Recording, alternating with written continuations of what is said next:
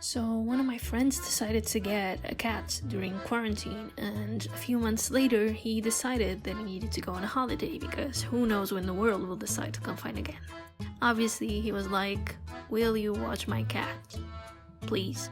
And I was like, "Okay, yes, I will watch your cocktail named cat."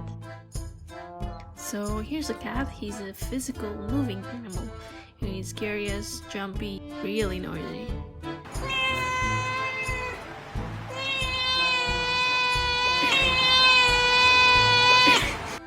He's quite the personality.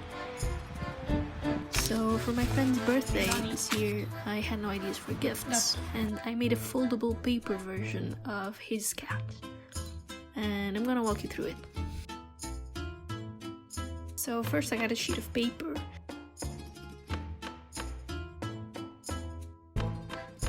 And to do the basic skeleton, I drew 9 equal squares and got rid of the remainder of the paper.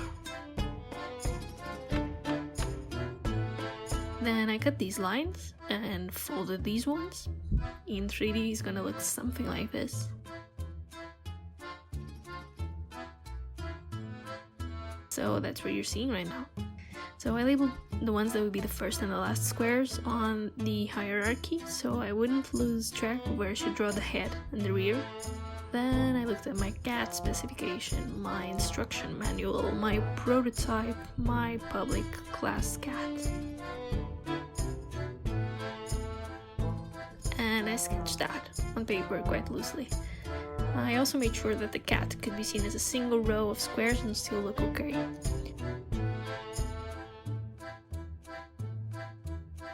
Next, using a cutting blade, I started shaping it, and then I fixed the sketch before starting to paint.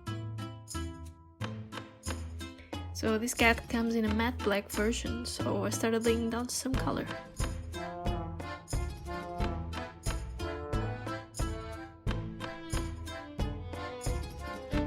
The face was trickier, so I left that for last. And I think it sort of looks like him.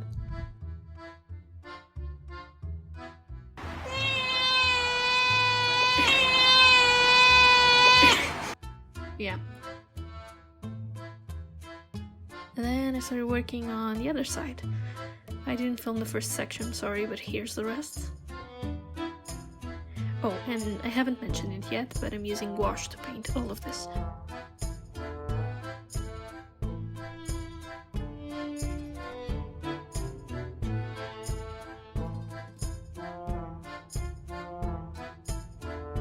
At this point I was just postponing painting the windows because they required a lot of attention and detail.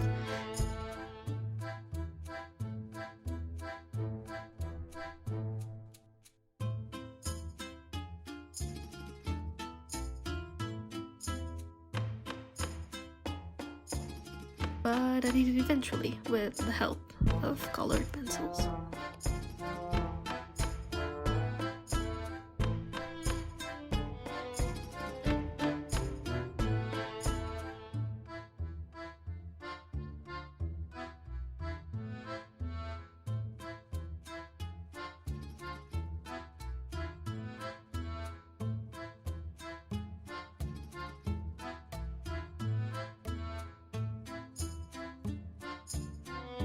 For the bottom part, I just improvised a little, and I actually like how it looks.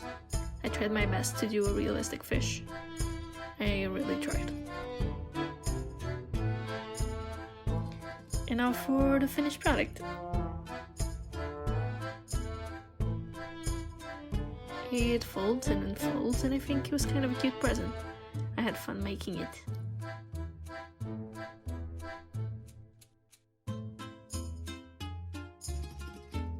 Yeah.